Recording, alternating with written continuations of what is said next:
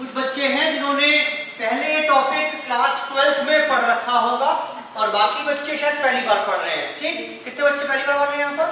तो पहली बार पढ़ रहे हैं। ठीक है, बिल्कुल नया टॉपिक, बड़ा टॉपिक है। डिफरेंशिएशन के बाद अगला टॉपिक आएगा इंटीग्रेशन। वो टॉपिक भी पूरा का पूरा इसके ऊपर डिपेंडेंट है। यानी इंटीग्रेशन भी समझ में तभी आएगा जब आपने डिफरेंशिएशन ठीक से कर रखा होगा। ठीक, एज कंपेयर टू क्लास 12 अगर बात करें, अगर 12th के कंपैरिजन में बात करें तो यहां पर कंटेंट बहुत कम है। जब 12th में आपने पढ़ा था तो बहुत डिटेल में इस टॉपिक को कवर कर लिया था, उसके मुकाबले यहां पर लेवल बहुत कम है इन टर्म्स ऑफ। ये वही बच्चे बात समझ पाएंगे जिन्होंने पढ़ रखा है। वहां पर ट्रिग्नोमेट्रिक फंक्शंस भी होते थे, इनवर्स फंक्शंस होते थे ना। यहां पर कुछ भी नहीं है, सिंपल डिफरेंशिएशन है, कोई बहुत ज्यादा दिक्कत परेशानी नहीं है। मेरे साथ साथ कॉन्सेंट्रेट करेंगे आप। ठीक है बेटा, शुरू कर दूं क्या? चलो बेटा, लेट्स स्टार्ट विद डिफरेंशिएशन। तो सबसे पहली बात तो ये कि इसका मतलब क्या है, सुनना शुरू करिए बेटा। लेट्स से मैंने एक फंक्शन दिया हुआ है आपको, y is equal to x plus 5, y is equal to x plus 5। तो यहां पर हम x की वैल्यूज डालते जाएंगे और y की वैल्यू मुझे मिलती जाएगी। बेटा ऐसे ही होगा ना। मैंने आपसे कहा कि अगर x की वैल्यू 2 है तो बताना जरा y की वैल्यू कितनी हो जाएगी? 2 प्लस 5 7। मैंने कहा x की वैल्यू 5 है तो बताओ बेटा y की वैल्यू कितनी हो जाएगी? 10। हुआ कि नहीं हुआ? जैसे जैसे आप x की वैल्यू चेंज करते जाओगे वैसे वैसे y की वैल्यू भी चेंज होती जाएगी। अब यहां पर जब x की वैल्यू 2 से 5 हो गई, यानी delta x is 3। Delta x का मतलब क्या, पढ़ के बताओ? Change in the value of x, कि x की वैल्यू अगर मैंने 3 से चेंज कर दी तो बताना जरा y की वैल्यू कितने से चेंज हो गई? 3 से। बेटा समझ में आ रहा है कि नहीं आ रहा है? जैसे ही मैंने x की वैल्यू चेंज की, अकॉर्डिंगली y की वैल्यू भी चेंज हो गई। x की वैल्यू जब 3 से चेंज हुई तो y की वैल्यू भी 3 से चेंज हो गई। Change in the value of x, change in the value of y। अच्छा जी, आगे देखो। अब ये देखो, delta x by delta y। अब ये क्या लिखा हुआ है? ये लिखा हुआ है कि y की वैल्यू में कितना बदलाव आएगा अगर x की वैल्यू को बदल देंगे। This is called rate of change. Rate, delta y by delta x, comparison करना शुरू कर दिया ना हमने। तो rate of change of y with respect to x। बेटा समझ में आ रही है तक की बात? जैसे मेरे एग्जांपल की बात करें, जरा बताना कितना है? 3/3। बोलो बेटा, यानी कितना हो गया? 1, यानी 100%। अगर परसेंटेज में बात करें तो क्या मतलब हुआ? जैसे जैसे x की वैल्यू को बदलोगे 100% y में चेंज आएगा। x में 2 से चेंज आएगा तो y में भी 2 से चेंज आएगा। x को 3 से घटा दोगे y भी 3 से घट जाएगी। 100% बिल्कुल साथ साथ वैल्यू x और y की चेंज होंगी। बेटा इसकी हिंदी कर पा रहे हो ना? ये delta y by delta x। बोलो बेटा, जैसे जैसे x में चेंज करोगे, delta y by delta x का मतलब क्या है? कि भैया y में क्या परिवर्तन होगा अगर हम x को चेंज कर दें तो y में क्या परिवर्तन होगा अगर x में परिवर्तन आए तो? आपने कहा सर 100% चेंज होगा। 100% मतलब बिल्कुल एग्जैक्टली सेम चेंज होगा, बिल्कुल सेम चेंज होगा। जितना आपने x को बदला है उतने से ही y बदल जाएगा। क्लियर है इतनी बात? बोलो बेटा। तो delta y by delta x, rate of change of y with respect to x। चलो जी लोग 2 मिनट के लिए वापस कहीं और आते हैं। मैंने आपसे कहा x इक्वल टू 2, क्या मतलब है इसका? बोलो बेटा, x की वैल्यू 2 के बराबर है, बेटा यही मतलब है ना, x की वैल्यू 2 के बराबर है, x इज इक्वल टू 2, और एक होता है ये x, क्या है बेटा ये, पढ़ना इसको, क्या लिखा हुआ है, ये लिखा हुआ है x टेंड्स टू 2, पढ़ो से, x टेंड्स टू 2, इसका मतलब क्या है? इसका मतलब x की वैल्यू 2 नहीं है, 2 के बहुत आसपास है। ये देखो नंबर 9, ये तो x इक्वल टू 2 हो गया, यहां पर बहुत थोड़ा सा अगर हम आगे चले जाएं या बहुत थोड़ा सा पीछे रह जाएं तो ये है x टेंड्स टू 2, यानी x टेंड्स टू 2 का मतलब होता है x एग्जैक्टली 2 नहीं है, 2 के बहुत आसपास है, हो सकता है थोड़ा सा कम हो या हो सकता है थोड़ा सा ज्यादा हो, प्रिसाइसली बोलते हैं इसे x tends to 2 negative, x tends to 2, क्या मतलब हुआ इसका? क्या मतलब हुआ बेटा? 2 के आसपास है और 2 से थोड़ी सी ज्यादा है, बोलो x tends to 5 negative, Hindi करो, x की वैल्यू 5 के बहुत आसपास है, और आसपास नहीं थोड़ी सी कम है, शायद 4.9998 होगी, 4.9997 होगी, बोलो बेटा x टेंड्स टू 0, हिंदी करो, 0 के पास, यानी x की वैल्यू बहुत 0 के आसपास है, थोड़ी सी कम है शायद या थोड़ी सी ज्यादा है, हिंदी करो इसकी, delta x tends to 0, delta x tends to 0, क्या मतलब हुआ?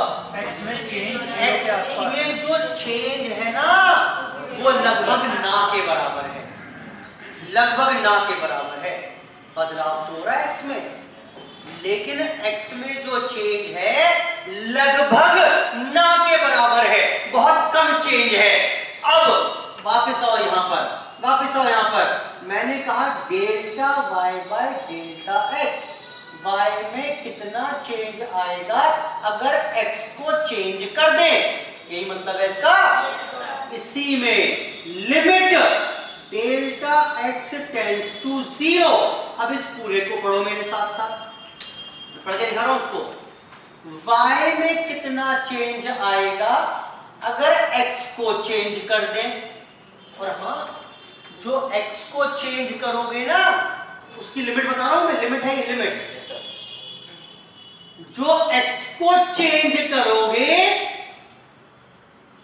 वो लगभग ना के बराबर है,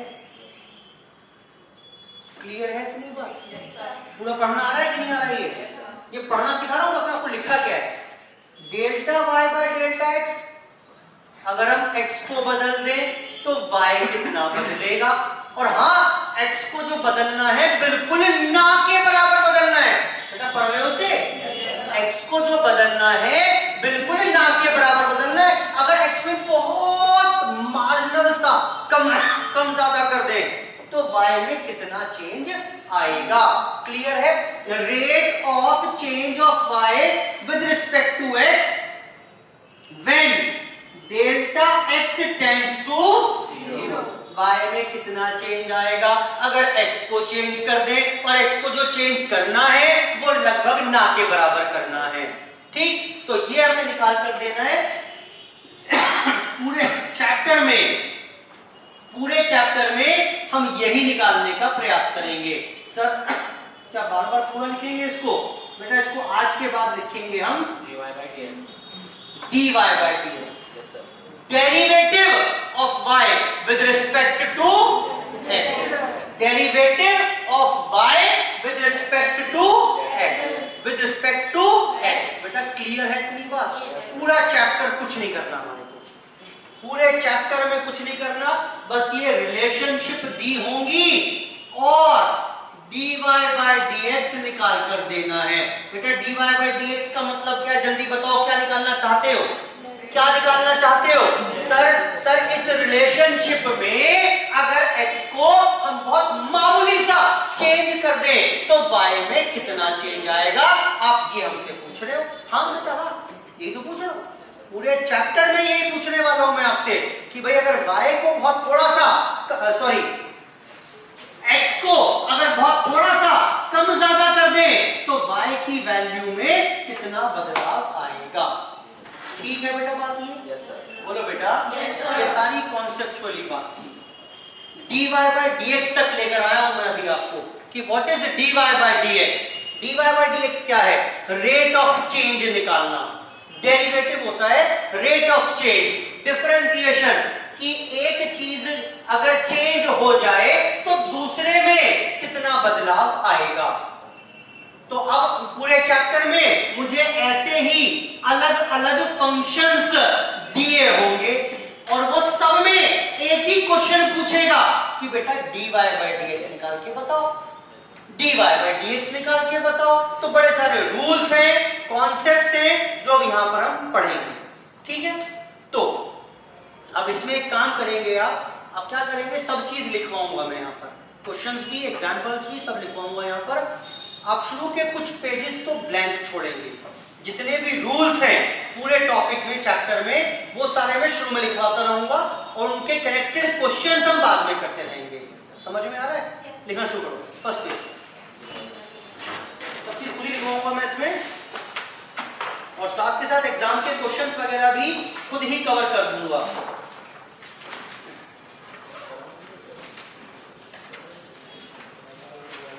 Now we're adding differentiation.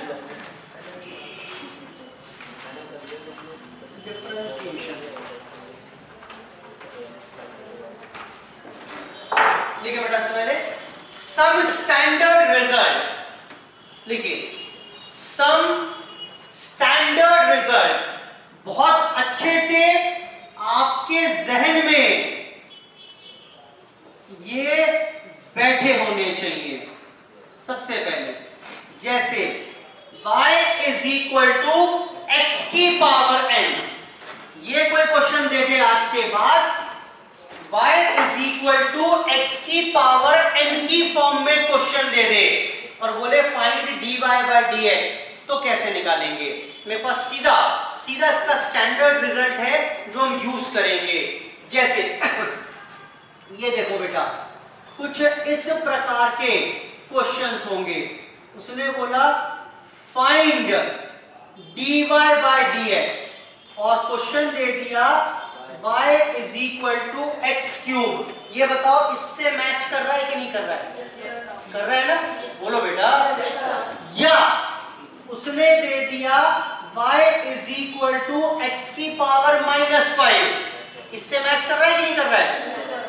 बोलो। मैच कर रहा है इससे? कर रहा है, कर रहा है। यहाँ n की वैल्यू क्या है? बोलो, n की वैल्यू क्या है यहाँ पर? यहाँ पर क्या है? -5, बिल्कुल मैच कर रहा है। यानी जो रिजल्ट यहाँ पर होगा, मुझे नहीं पता क्या है अभी, मुझे नहीं पता, मैं कह रहा हूं जो भी रिजल्ट यहाँ पर जिस भी तरीके से सर आप ये बताओगे सॉल्व करना है, वही रूल मैं यहाँ पर चिपका दूंगा। लेकिन पहले पता तो होना चाहिए कि ये मैच कैसे कर रहा है, किससे कर रहा है मैच। और देखो y is equal to x की पावर 3/2, क्या इससे मैच कर रहा है? हाँ। n की वैल्यू क्या होगी इस बार? बोलो बेटा, 3/2। और देखना y is equal to cube root of x, match कर रहा है क्या? नहीं कर रहा, अभी तो नहीं कर रहा, लेकिन यस एक बात है, हम क्यूब रूट ऑफ x को क्या लिख पाएंगे? लिख पाएंगे x की पावर 1/3। बोलो बेटा, x की पावर 1/3 लिख पाएंगे। तो यस, ये दोबारा से इससे मैच कर गया कि नहीं करा? और देखो y is equal to 1/x², ये मैच कर रहा है कैसे? नहीं कर रहा, अभी नहीं कर रहा, तो अभी मुझे सॉल्व करना नहीं आता, लेकिन हाँ इसको हम लिख पाएंगे। बोलो बेटा, कैसे लिख पाएंगे? इसको लिख सकते हैं x की पावर -2। अब ये इससे मैच कर गया।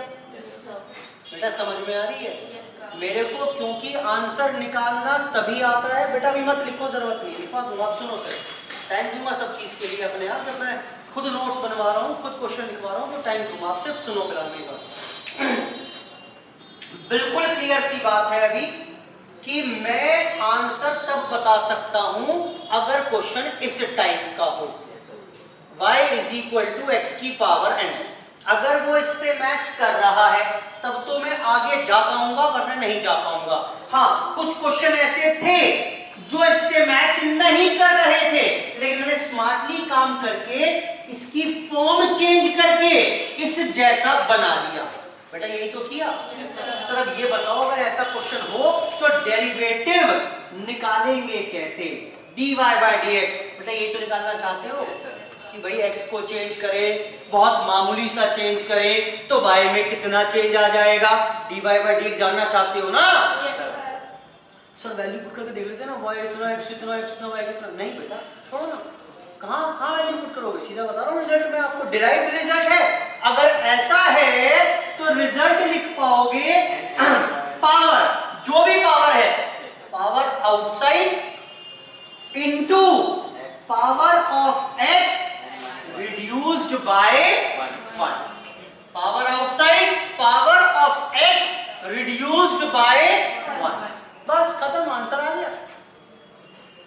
लेकिन ये रूल लगेगा तभी, रिजल्ट स्टैंडर्ड रिजल्ट लगेगा तभी जब क्वेश्चन इस फॉर्म में हो, y = x की पावर n की फॉर्म में हो। आओ जरा मदद करना मेरी। उसने dy/dx इन सब में पूछ लिया था। पहला dy/dx, मदद करो बेटा। x की पावर 3, रूल लगवाओ, रूल लिखा हुआ है। बताओ क्या करें? पावर आउटसाइड, लो बेटा power outside into power of x reduce बाय 1। तो कितना आंसर हो गया? बस खत्म हो गया, 3x²। dy/dx निकालना था, उसने बोला था y = x³ dy/dx निकालो, आंसर इज 3x²। एक बात समझ लो आप, जो ये पहला रूल पढ़ाया है ये अंत तक काम करेगा। सारी चीजें इंटरलिंक्ड हैं चैप्टर में। ये मत सोचना कि चलो ये समझ नहीं आया कोई बात नहीं, अगला टॉपिक समझ लेंगे, नहीं आएगा। पूरा का पूरा चैप्टर, बल्कि अगले चैप्टर तक लेकर जाऊंगा मैं आपको। सब कुछ इंटरलिंक्ड है, सब कुछ, एक एक चीज इंटरलिंक्ड है। अगर आप एक चीज मिस कर दोगे तो अंत तक चैप्टर में परेशानी आएगी। क्लियर है? तो इसलिए बहुत टाइम लगाऊंगा मैं।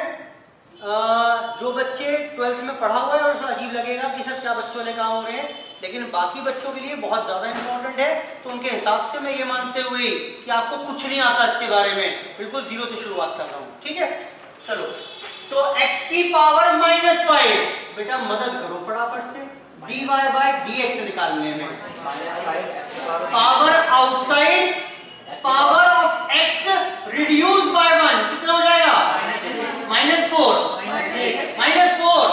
बेटा कम करनी है ना, -5 में -1 करोगे तो -6 आएगा। बोलो बेटा, क्या चाहो तो इसको लिख पाओगे -5 x की पावर 6 भी। वो डिपेंड करता है इस बात के ऊपर कि ऑप्शन ABCD में क्या दिया हुआ है। हो सकता है x की पावर -6 दे रखा हो या अपॉन में x की पावर 6 दे रखा हो। बेटा ठीक है। अब आप एक काम करो, फर्स्ट पेज पर तो रिजल्ट नोट कर लिया, ये ऐसे ही बोलो। ये मैं लिखूंगा अभी और 4 पेज ब्लैंक छोड़ दो और फिर लिखो उसके बाद एग्जाम्पल 1 और ये कॉपी करो। 2 मैंने कर दिए, बाकी 3 मुझे करके दिखाओ फटाफट से, 5 मिनट आपके लिए। 4-5 पेज छोड़ो ब्लैंक। बहुत सारे रूल्स हैं, सारे एक साथ इकट्ठे हो जाएंगे फिर वो जितने भी रूल्स आएंगे।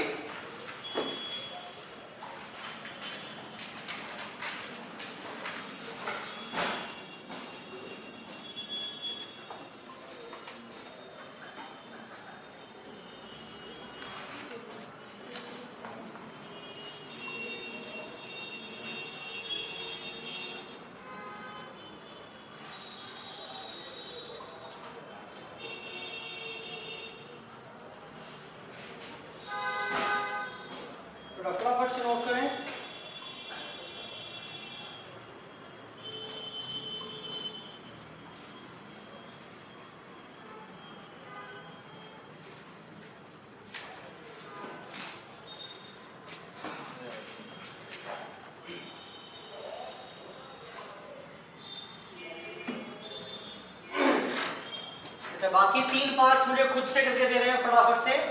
बिल्कुल सिंपल सी एक्सरसाइज है जो आप मुझे बता रहे हैं करके। x की पावर n की फॉर्म में क्वेश्चन दिया हुआ है। इन बच्चों ने पहले पढ़ा हुआ है ना टॉपिक, बिल्कुल पेशेंटली बैठेंगे वो, बिल्कुल भी आगे भागने का प्रयास ना करें। मुझे पता है बहुत ज्यादा होशियार हैं वो, और ना ही बाकी बच्चों को डराने का प्रयास करें। और बाकी बच्चे जिन्होंने पहले पढ़ रहे हैं बिल्कुल डरे इनसे, इन्हें कुछ नहीं आता, हमको भ्रम पैदा करेंगे क्लास में, हमें सब आता है। इसलिए आप बेझिझक होकर बिल्कुल पढ़ें जीरो से, और मैं जीरो से ही पढ़ाऊंगा आपको। एग्जाम में डिफरेंशिएशन इंटीग्रेशन पूरे टॉपिक से मिलाकर लगभग 5-7 क्वेश्चन आपको मिलेंगे एक एक नंबर के ऑब्जेक्टिव। 5 से 7 क्वेश्चन आपको मिलेंगे out of 40 questions in mathematics. Out of 40 questions in mathematics ये मिलेंगे आपको। लो बेटा, थर्ड बेटा बताना जरा dy by dx power outside 3/2, power of x reduced by 1 3/2 minus 1। बेटा बताना कितना होगा 1/2। बेटा ठीक है, देख लेना जरा एक बार। Fourth part dy by dx power outside 1/3, power reduced by 1 1/3, x की पावर -2/3। बेटा बोलो dy by dx power outside -2, x की पावर -3, पावर रिड्यूस बाय 1। बताएंगे x की पावर n, बिल्कुल जहन में बिठा लो रूल्स। जब तक ये रूल्स जहन में ना बैठे होंगे प्रॉब्लम आएगी। हर क्वेश्चन में इस्तेमाल होगा, हर क्वेश्चन में रूल्स का इस्तेमाल होगा। सब चीज इंटरलिंक्ड है, जो आज पढ़ रहे हैं वो आखिरी क्लास तक साथ जाएगा। ये लो बेटा second, y is equal to e की पावर x अगर दिया हुआ है तो derivative will remain same, derivative will remain same. बेटे बताओ एग्जांपल ये नोट कर लिया सबने? सबने कर लिया? हटा दूं उसे? चलो जी, अब वापस यहीं पर आ जाओ। रूल लिखिए, अगर वो मेरे को ये क्वेश्चन देगा y is equal to e की पावर x, पूछेगा डेरिवेटिव बताओ, that will remain same. y is equal to log x पूछ लिया, डेरिवेटिव होगा 1/x, डेरिवेटिव होगा 1/x। dy by dx a की पावर x, कांस्टेंट की power x, sorry y is equal to, y is equal to, तो dy by dx होगा a की power x log a, a की power x log a।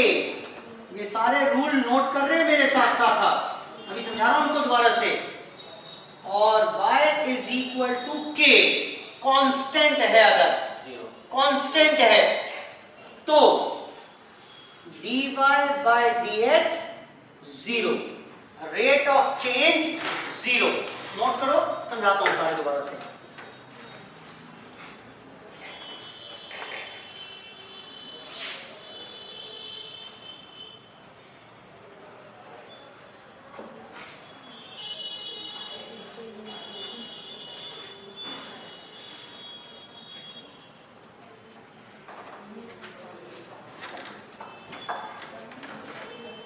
सुनो बेटा,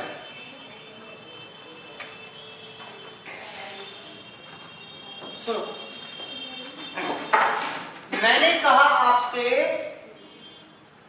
y is equal to x plus 5 dy by dx पूछ लिया। क्या पूछा मतलब मैं आपसे?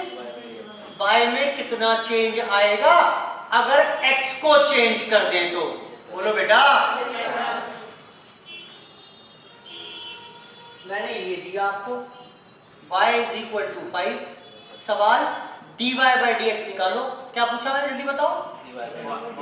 y में कितना चेंज आएगा अगर x को चेंज कर दे तो? x को आप 10 रख लो, 20 रख लो, 50 रख लो, 50,000 रख लो, y की वैल्यू हमेशा 5 ही तो रहेगी। बोलो बेटा, जब y की वैल्यू x के ऊपर निर्भर ही नहीं है तो क्या x में चेंज आने से y पर कोई प्रभाव पड़ेगा? तो मैंने पूछा बेटा बताओ y में कितना चेंज आएगा अगर x को चेंज कर दे? जवाब बताओ कितना आएगा? सर 0 आएगा। यही तो लिखा है, यही तो लिखा है। अगर y is equal to constant है कोई, अगर y is equal to constant है कोई, तो x है ही नहीं ना इसमें। और जब x नहीं है तो x में बदलाव आने से y के ऊपर कोई फर्क नहीं पड़ेगा। बेटा क्लियर है बात? ये पढ़ना आ रहा है ना? अच्छा जी, और देखो उसने कहा y is equal to log x, derivative पूछ लिया इसका, तो सीधा आप आंसर आज के बाद क्या लिखोगे? 1/x। क्लियर है? और सुनो, y is equal to a की पावर x, a की पावर x, कांस्टेंट की पावर x, डेरिवेटिव क्या बता दिया मैंने? a की पावर x log a। जैसे एग्जाम्पल के तौर पर मैंने कहा y इज इक्वल टू 7 की पावर x। एग्जाम्पल के तौर पर मैंने कहा बेटा y इज इक्वल टू 7 की पावर x। जरा डेरिवेटिव बताओ क्या है? अरे कॉपी तो करना है। Replace a by 7, replace 7 by a। बोलो बेटा आंसर बताओ क्या आएगा? 7 की पावर x log 7। अच्छा जी, अब अगर a की पावर x की जगह e की पावर x हो, सेम रिजल्ट है, सेम रिजल्ट है। बताना क्या आएगा रिजल्ट? dy बाय dx आएगा e की पावर x log e। अरे देखो ना, a की जगह e था तो आंसर में भी a की जगह मैंने e चिपका दिया। बेटा वही तो किया। लेकिन हाँ, मुझे एक चीज मालूम है कि log e कितना होता है? 1। वो 1 होता है। ये log चैप्टर में पढ़ाऊंगा भी मैं आपको। log e इज 1, तो आंसर क्या रह गया? सिर्फ आंसर क्या रह गया? जल्दी बोलो। बोलो बेटा, समझ में आ रही है बात की नहीं? ये दोनों सेम ही हैं। एक्चुअली में यहां पर log e लिखा हुआ है, लिखा हुआ है बेटा, लेकिन इसकी वैल्यू कितनी होती है? 1। तो बेटा अगर आप देखोगे, बताओ e की पावर x का डेरिवेटिव कितना होगा आज के बाद? e की पावर x। और यहाँ कुछ लिखा हुआ दिख रहा है? बेटा मन की आंखों से देखो, दिखाई देगा? दिख रहा है? क्या लिखा हुआ बताओ? log e लिखा हुआ है, यहाँ पर आगे लिखा हुआ है। और उसकी वैल्यू कितनी होती है? जल्दी बोलो। मन की आंखों से देखो, log e दिखाई देगा। चलो बेटा, चलो ठीक है इतनी बात। तो आई होप ये बेसिक रूल समझ में आ गए होंगे इतनी बात। अच्छा, ये पांचों आपने नोट कर लिए। अगली बात सुनिए। अभी मैंने बात की है इंडिविजुअल फंक्शन की। y is equal to x की पावर 7, x की power log x, sorry x log x, या e की पावर x, या a की पावर x। एक काम करो, चलो एग्जाम्पल 2 लिखो पहले फटाफट से, थोड़ा सा एग्जाम्पल लिखो। एग्जाम्पल 2 पूरा चैप्टर में ऐसे ही खत्म कर दूंगा एग्जाम्पल के साथ साथ। Find dy by dx। y दिया हुआ है x की पावर 2 अपॉन x की पावर 5, x की पावर 2 अपॉन x की power 5। y is equal to 5 की power x, y is equal to e की power x, y is equal to 8, y is equal to log x। जी बेटा, बेटा मदद करना थोड़ी सी। y is equal to x square by x की पावर 5। क्या इसका डेरिवेटिव निकालना आता है? नहीं आता। नहीं आता। बोलो नहीं आता। बोलो सिखाओ सर। सिखाओ, सीखते हैं। क्या ये किसी से मैच कर रहा है? लेकिन अगर थोड़ा सा प्रयास प्रयास करो इसमें तो शायद ये इनमें से किसी एक फॉर्म से मैच कर जाए। कर जाएगा क्या? हाँ। This can now be written as x की पावर 2 माइनस 5। चैप्टर है हमारे पास इंडिसेस। बोलो बेटा, इसको x की पावर माइनस 3 लिख सकते हैं? बोलो, x की पावर माइनस 3 लिखा जा सकता है। y is equal to this. और जैसे हमने ये लिखा बेटा, अब दिक्कत थोड़ा है dy टू dx निकालने में। बताओ आंसर क्या आएगा? माइनस 3x की पावर। करो बाकी सारे सॉल्व फटाफट से करो सारे सॉल्व। एक और लिख लो, याद आ गया एक और। x क्यूब इंटू एक्स की पावर 5 करके दो फटाफट। चारों पांचों पार्ट है बेटा, करके दो फटाफट से।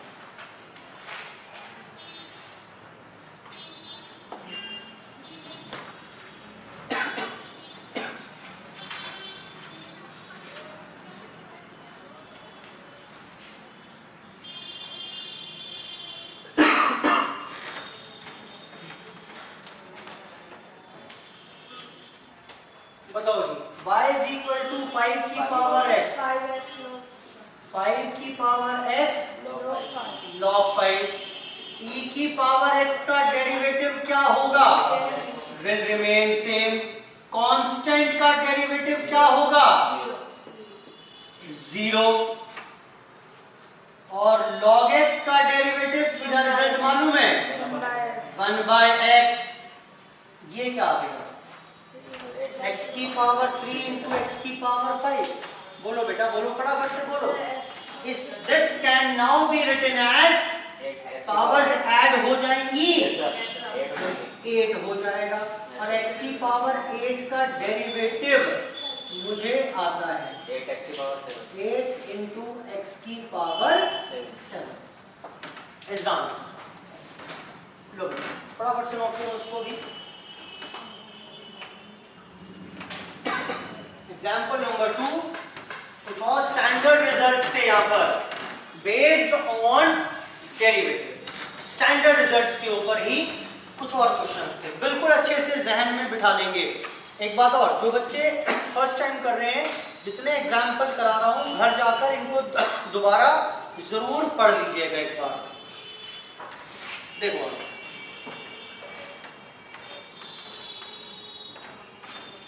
समझो।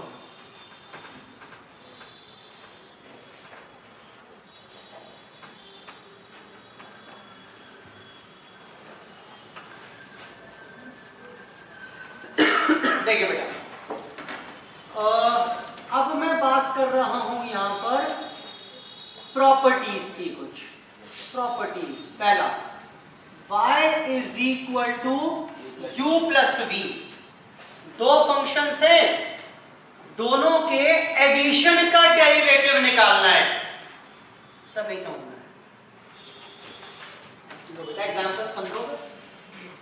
एग्जाम्पल 3, उसने फिर से बोल दिया find dy by dx, y is equal to x की पावर 5 प्लस log x। उसने बोला इसका डेरिवेटिव निकालो। अच्छा ये बताओ, x की पावर 5 का डेरिवेटिव आता है क्या? बोलो, इसका आता है कि नहीं आता है? आता है। log x का आता है क्या? आता है।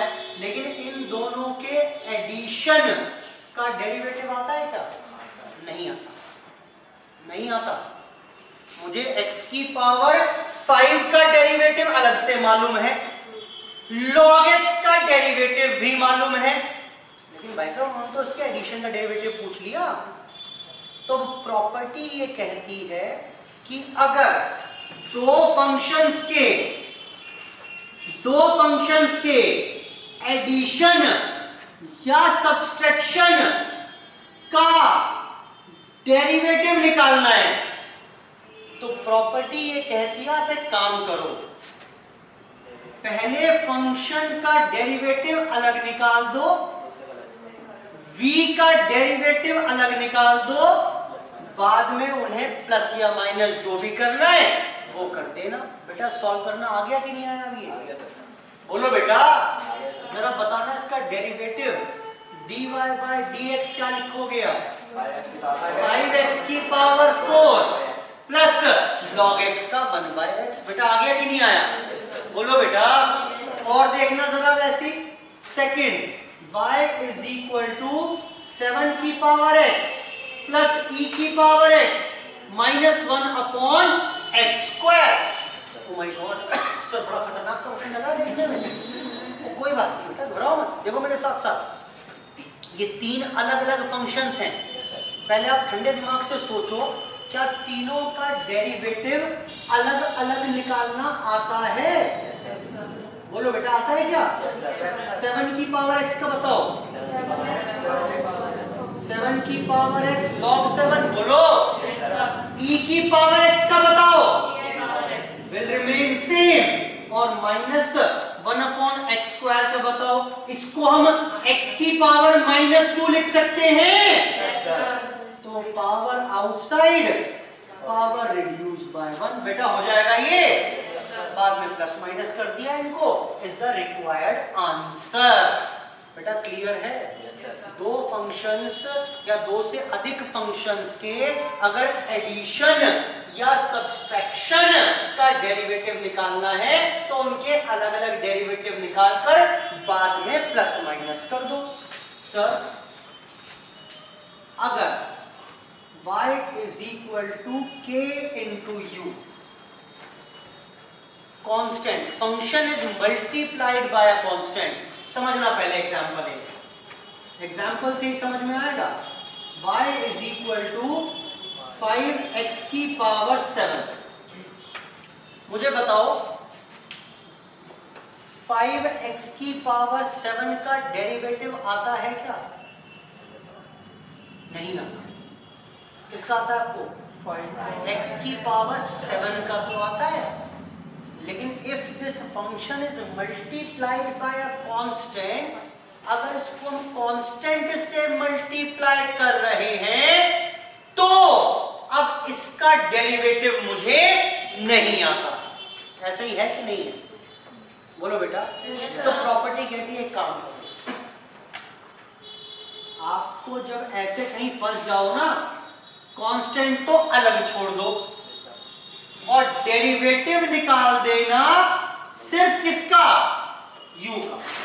डेरिवेटिव निकाल देना सिर्फ फंक्शन का। जैसे जैसे जैसे बेटा देखना जरा, dy बाय dx निकालना है, बताओ कैसे निकालोगे?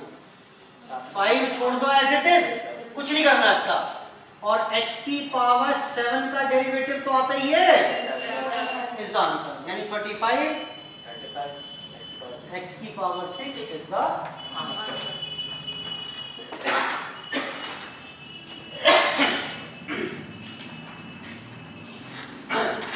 बेटा ठीक है, आओ सब कुछ मिक्स करते हैं। Fourth part, y is equal to 8x square minus 7 log x plus 5e की पावर x। 5e की पावर x। जरा फटाफट से प्रयास करो इसका आराम से कि how to find the derivative of part third. Third part का डेरिवेटिव निकाल कर देना है आपको। 8x square minus 7 log x, 8x square minus 7 log x plus 5ex का डेरिवेटिव आपको निकाल सकते हैं। करो बेटा।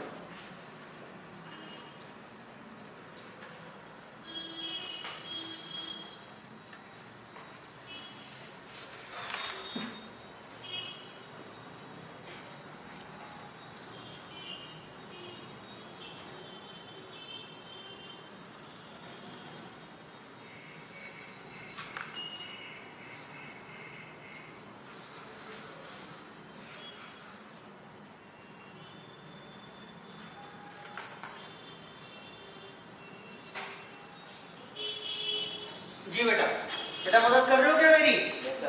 8x स्क्वायर, 8 छोड़ दिया as it is, x square का डेरिवेटिव बताओ 2x, -7 छोड़ दिया as it is, log x का डेरिवेटिव बताओ 5 छोड़ दिया एज इट इज, e की पावर x का डेरिवेटिव विल रिमेन सेम। बेटा ठीक है इतनी बात। सिमिलरली